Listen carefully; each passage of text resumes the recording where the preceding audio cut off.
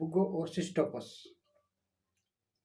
एल्बुगो और सिस्टोपस की systematic position सबसे पहले हम देखते हैं।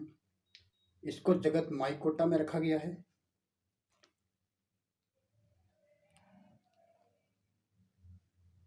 जगत माइकोटा है। Division Eumycota, subdivision Mastigomycotina. इसकी क्लास है ओमाइसिटीज, ऑर्डर है पेरोनोस्पोरेलीज, फैमिली एल्बुजिनेसी और वंश है एल्बुगो। एल्बुगो एल्बुजिनेसी कुल का सदस्य हैं। यह एक मोनोटिपिक वंश है। इसकी लगभग 30 जातियां हैं जो विश्व के सभी भागों में वितरित हैं। ये जातियां अविकल्पी परजीवी तथा उच्च श्रेणी के पौधों में एंडोपैरासाइट अर्थात अंत परजीवी के रूप में पाई जाती है। यह कवक क्रूसीफेरी, कॉन्वोल्वुलेसी, एस्टिडेसी, एमेरेंथेसी आदि कुलों के सदस्यों को संक्रमित करता है तथा उनमें व्हाइट रस्ट और व्हाइट ब्लिस्टर नामक रोग उत्पन्न करता है। एल्बुगो कैंडिडा क्रूसीफेरी कुल के अनेक सदस्य जैसे मूली है, सरसों है, पत्ता गोभी आदि में व्हाइट रस्ट या व्हाइट ब्लिस्टर नामक रोग उत्पन्न करता है। यह कवक मेनली पौधे के वायवीय भागों जैसे वृंत हैं, पत्ती है, तना, पुष्प, फल आदि को संक्रमित करता है।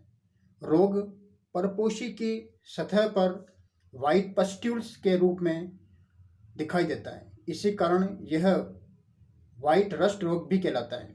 यह पस्ट्यूल्स पत्ती की निचली सतह पर उत्पन्न होती है और जब संक्रमण अधिक उग्र हो जाता है तो ये पस्ट्यूल्स पत्ती की ऊपरी सतह व तने पर भी फैल जाते हैं। इस रोग का दूसरा प्रमुख लक्षण है परपोषी के संक्रमित भागों में अपसामान्यता है जो प्राय अतिवृद्धि, फ्लैशीनेस अथवा डिस्टोर्शन के रूप में दिखाई देता है।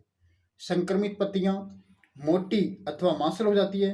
संक्रमित पुष्पों का साइज अतिवृद्धि के कारण असामान्य रूप से बड़ा हो जाता है।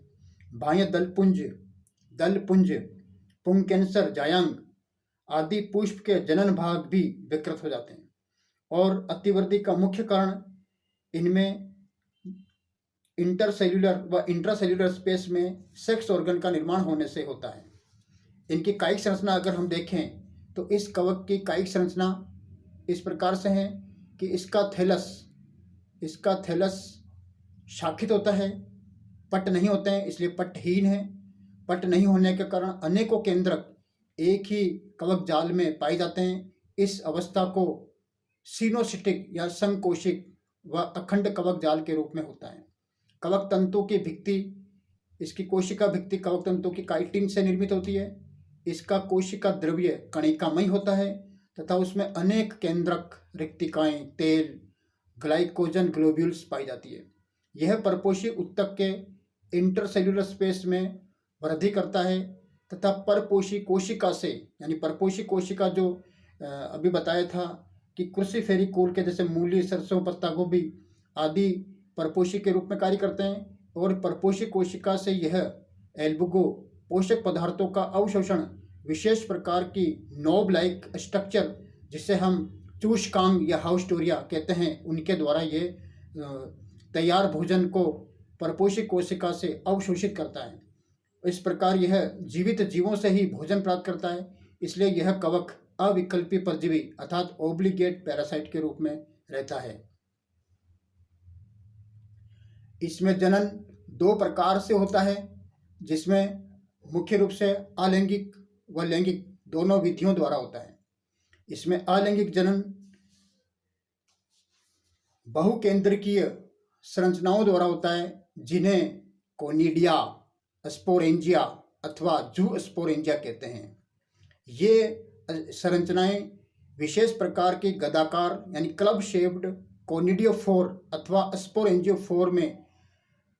स्पोरेंजियोफोर के शीर्ष भाग पर यह उत्पन्न होती है और इनका जो परिवर्धन का जो क्रम है वह बेसिपिटल चेन्स में विकसित होती है।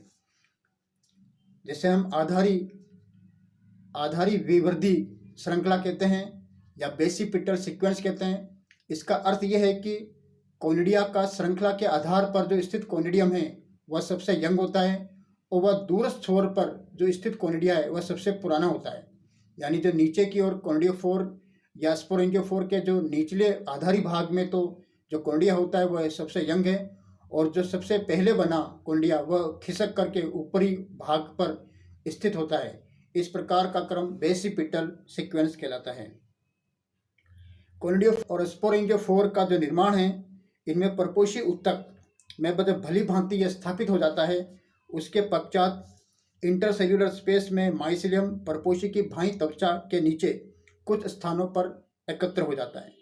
इन क्षेत्रों में कवक तंतुओं के शीर्ष एक दूसरे के समानांतर तथा बाह्य त्वचा के समकोण पर स्थित होते हैं। इन्हें कोनिडियोफोर अथवा स्पोरेंजियोफोर कहते हैं। संक्रमित क्षेत्रों की अनुप्रस्थ काट यदि हम देखें तो कोनिडियोफोर पैलिसेड टिश्यू के रूप में दिखाई पड़ते हैं। प्रत्येक गदाकार यानी क्लब शेप्ड कोनिडियोफोर में 5 से 6 केंद्रक युक्त सघन कोशिका द्रव्य होता है। इसके दूरस्थ भाग की भित्ति पतली होती है, परंतु आधारीय भाग की भित्ति दृढ़ होती है। कोनिडिया तथा बीजाणुधानी का निर्माण कोनिडियोफोर के दूरस्थ छोर पर लंबी श्रृंखलाओं में होता है। इनके निर्माण के पश्चात कोनिडियोफोर के दूरस्थ फूले हुए भाग के ठीक नीचे चारों ओर एक कंस्ट्रिक्शन विकसित होता है, जो धीरे धीरे परिधि की ओर बढ़ता है, और यह संकीर्णन एक अनुप्रस्थ भित्ति का रूप धारण कर लेता है, जिसके द्वारा एक सूक्ष्म मुकुलुनुमा एक बड लाइक संरचना शेष कोनिडियोफोर से पृथक हो जाती है। यह बड एक गोलाकार बहुकेंद्रकीय कोनिडियम अथवा बीजाणुधानी में विकसित होता है। एक कोनिडियम के निर्माण के पश्चात कोनिडियोफोर के दूरस्थ छोर पर पुनः कंस्ट्रिक्शन उत्पन्न होता है, और यह प्रक्रिया अनेकों बार रिपीट होती रहती है, जिसके फलस्वरूप प्रत्येक कोनिडियोफोर के शीर्ष पर कोनिडिया की एक लंबी श्रृंखला बन जाती है। इस श्रृंखला में कोनिडिया बेसिपिटल क्रम में व्यवस्थित रहते हैं।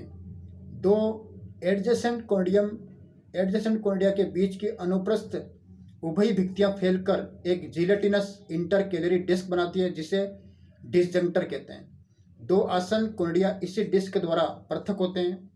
कोनिडिया अथवा स्पोरेंजिया के निरंतर निर्माण के कारण परपोषी की जो बाह्य त्वचा है, जो एपिडर्मिस है, उस पर प्रेशर पड़ने के कारण वह फट जाती है, और खुले भाग से कोनिडिया बाहर निकल आते हैं, और परपोषी की सतह पर एक कई सारे वाइट कलर के पस्ट्यूल्स उत्पन्न हो जाते हैं। इस कारण इस कवक द्वारा उत्पन्न रोग को वाइट रस्ट या वाइट पस्ट्यूल्स कहते हैं। प्रत्येक कोनिडियम, अगर हम एक कोनिडियम या एक स्पोरेंजियम को देखें तो ये गोलाकार होते हैं, और ये भी बहुकेंद्रकीय कवक जाल के समान ये भी बहुकेंद्रकीय संरचना है, और इनका अंकुरण जब वातावरण में नमी होती है तब ये इनका अंकुरण शुरू होता है, और अंकुरण के दौरान ये इनका जो एक प्रत्येक केंद्रक के चारों ओर कोशिका द्रव्य इकट्ठा हो जाता है, और यदि नमी होती है तो प्रत्येक कोनिडियम का जीवदेह अनेक एक केंद्रीय खंडों में विभाजित हो जाता है, और प्रत्येक खंड के कायंत्रण से एक किडनी शेप्ड बाइफ्लैजिलेट जू स्पोर का निर्माण होता है। बाइफ्लैजिलेट जू स्पोर का निर्माण होता है। प्रत्येक बीजाणुधानी में लगभग 8 जू स्पोर्स निर्मित होते हैं। जू स्पोर कोनिडियम अथवा जू स्पोरेंजियम से मुक्त होने के पश्चात कुछ समय तक ये गति करते हैं। उसके बाद इनकी कशाभिकाएं लुप्त हो जाती है, तथा ये गोलाकार होकर अपने चारों ओर एक भित्ति स्त्रावित करके शिष्ट बना लेते हैं। शिष्ट का अंकुरण एक जनन नलिका द्वारा होता है।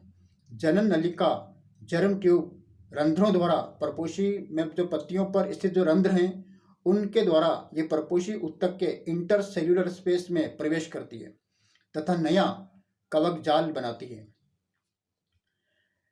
कुछ एल्बुगो की स्पीशीज है, जिसमें है एल्बुगो स्पाइन्यूलोसा में यदि अंकुरण के लिए अनुकूल परिस्थितियां न होती है तो कोनिडिया जू स्पोर का निर्माण नहीं करते हैं।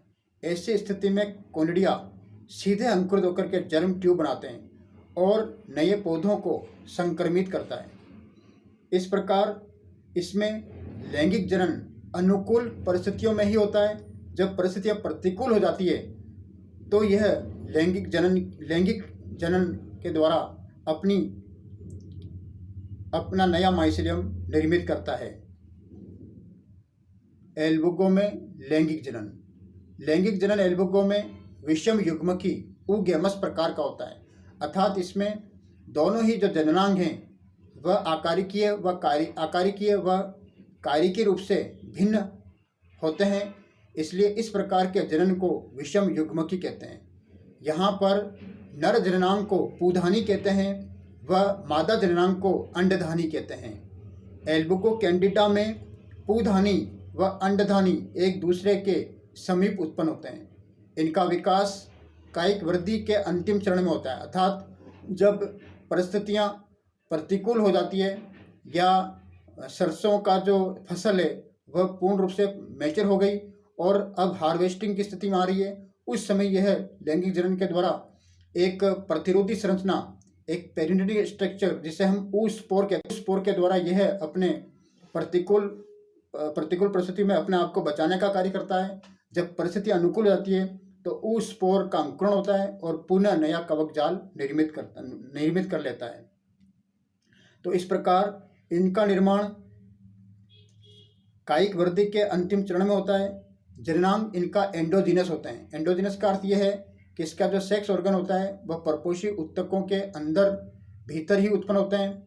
इनका निर्माण परपोषी ऊतक के इंटरसेल्यूलर स्पेस में हाइपरट्रोफी होने लगती है तथा उनके अंग, परपोषी के जो अंग हैं वो डिसफॉर्म्ड अथवा विकृत और सड़ने गलने लगते हैं और मांसल हो जाते हैं।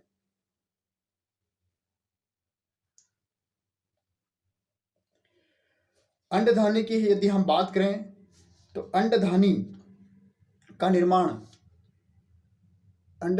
निर्माण कवक तंतु की किसी भी शाखा का शीर्ष भाग पर उत्पन्न होती है।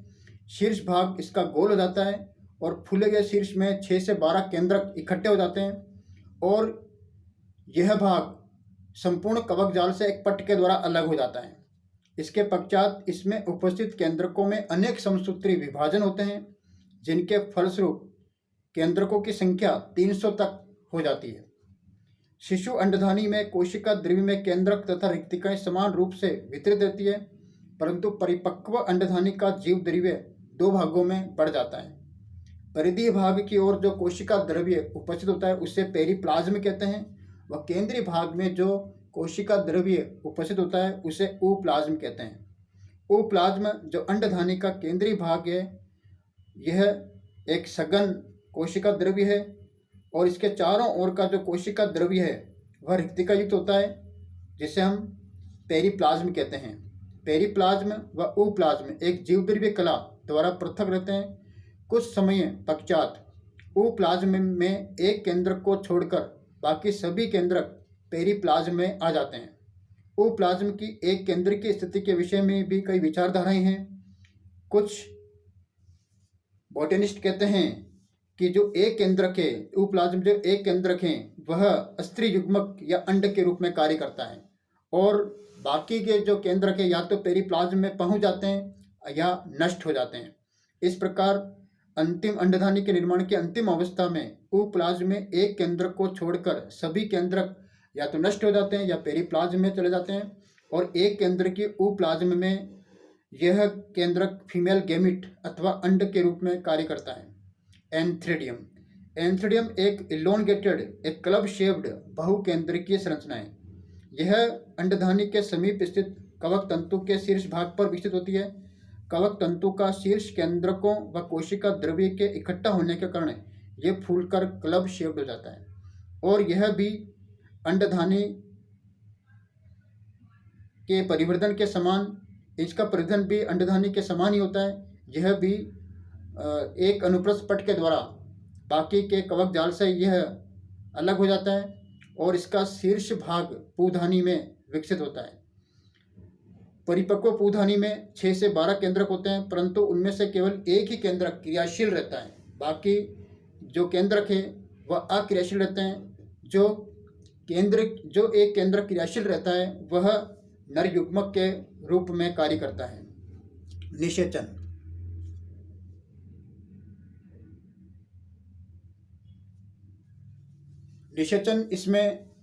निषेचन की विधि प्लाज्मोगेमी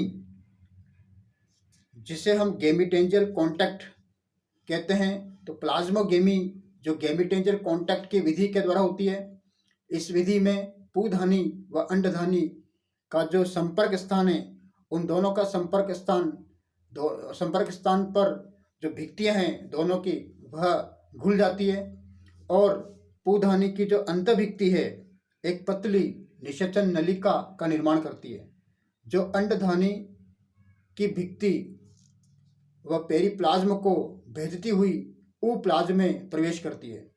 निषेचन नलिका के उप्लाज्म में प्रवेश से ठीक पूर्व इसका कणिकामयी कोशिका द्रव्य एक पिंड बनाता है, जिसे सीनोसेंट्रम कहते हैं।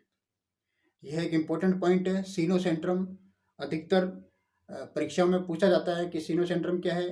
तो निषेचन नलिका के उप्लाज्म में प्रवेश करने से ठीक पूर्व इसका कणिकामयी कोशिका द्रव्य एक पिंड बनाता है, जिसे सीनोसेंट्रम कहते हैं। अंडधानी का एकल क्रियाशील अंड केंद्रक सीनोसेंट्रम से संलग्न रहता है।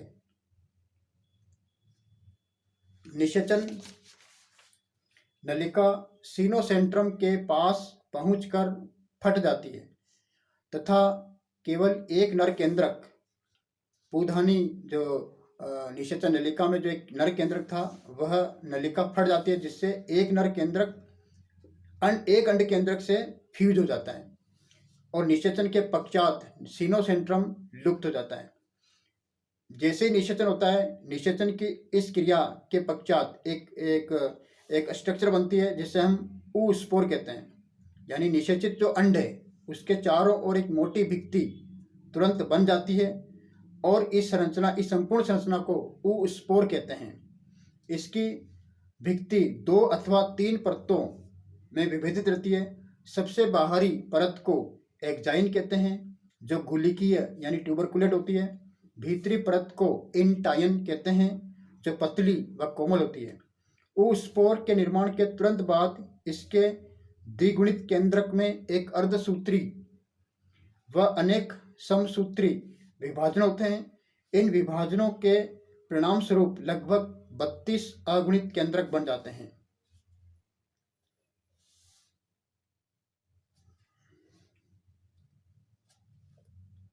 निषिक्तान का अंकुरण अनुकूल परिस्थिति आने पर ऊस्पोर का अंकुरण प्रारंभ होता है।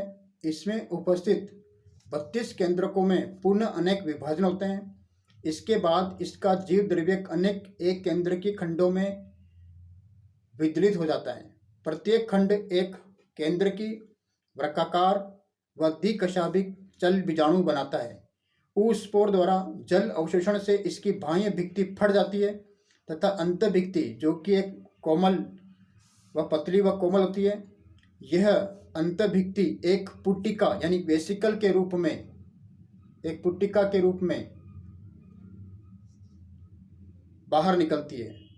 सभी चल बीजाणु इस पुट्टिका में आ जाते हैं तथा पुट्टिका के घुल जाने पर ये जूस्पोर मुक्त हो जाते हैं। ये जूस्पोर यानी चल बीजाणु स्वस्थ प्रपोषी में पहुंचने पर अंकुरित होकर के जनन नलिका बनाते हैं, जो पुनः रंध्रों के द्वारा परपोषी के इंटरसेल्यूलर स्पेस में प्रवेश कर पुनः परपोषी को संक्रमित करते हैं और अपना जीवन चक्र पुनः चलाते हैं। इसका अगर जीवन चक्र हम देखें, इसका ग्राफिक जीवन चक्र देखें तो ये इस प्रकार से हैं। ये पुट्टिका के रूप में और अंतरकोश के अवकाश में पाया जाता है। ये जीवन चक्र का डायग्राम है। इसमें देखिए जनन 2 प्रकार से होता है। ऊपर की ओर जो दिखाया गया है डायग्राम वह असेक्सुअल रिप्रोडक्शन को दर्शा रहा है और नीचे की ओर जो डायग्राम में दिखाया गया वह सेक्सुअल रिप्रोडक्शन यानी लैंगिक जनन को दर्शाता है। इसमें अलैंगिक जनन जो है वह कोनिडिया यानी कोनिडियोफोर पर जो संरचनाएं उत्पन्न होती है उसे हम कोनिडिया भी कह सकते हैं या स्पोरेंजिया भी कहते हैं। यदि कोनिडिया नाम दे रहे तो कोनिडियोफोर होगा और स्पोरेंजिया नाम दे रहे तो स्पोरेंजिया को जो स्ट्रक्चर धारण करती है उसे स्पोरेंजियोफोर कहते हैं। ये कोनिडिया और स्पोरेंजिया जू स्पोरेंजियम की तरह कार्य करती है और जब आर्द्र नमी होती है तो इनसे जू स्पोर्स बनते हैं। जू स्पोर द्विकशाभिकीय होते हैं और किडनी शेप्ड होते हैं और इसके पार्श्व भाग पर कशाभिकाएं लगी रहती है और ये जल में तैरते रहते हैं और रंध्रों के द्वारा ये परपोषी की कोशिका में प्रवेश करते हैं और जनन नलिका के द्वारा अंकुरित होकर के पुनः जो सरसों का जो परपोषित हैं उनको पुनः संक्रमित करने का कार्य करते हैं। तो यह दोहरान, ये रिपीटेशन कई बार होता है जब तक परिस्थिति अनुकूल होती है और वाइट पेस्ट्यूल्स बन जाते हैं। और इनमें नीचे की ओर जो जनन है वो लैंगिक जनन है। इसमें लैंगिक अंग जिसे हम पूधानी और अंडधानी कहते हैं, अंडधानी मादा जनांग की तरह कार्य करता है और एंथोडियम पूधानी यह नर जनांग का कार्य करता है। इनमें नर केंद्रक यानी जो पूधानी है उसमें नर केंद्रक होता है और अंडधानी में एक मादा केंद्रक होता है। दोनों के मिलने से एक द्विगुणित संरचना बनती है जिसे हम ऊस्पोर कहते हैं और इनके संयोजन को निषेचन कहते हैं और निषेचन के उपरांत ऊस्पोर बनता है। ऊस्पोर में तुरंत मियोसिस होता है, अर्धसूत्री विभाजन होता है और इनसे पुनः वापस जूस्पोर बनते हैं और जूस्पोर का पुनः जनन नलिका के द्वारा अंकुरण होता है और ये पुनरंध्रों के द्वारा वापस नए परपोषी को संक्रमित करते हैं। ये रेफरेंस है जिस से हम इसको तैयार किया गया है। सिंह पांडे जैन की बुक है, बॉटनी की, fungi microbiology and plant pathology, Rastogi publication. और ये संपर्क सूत्र हैं। Thank you.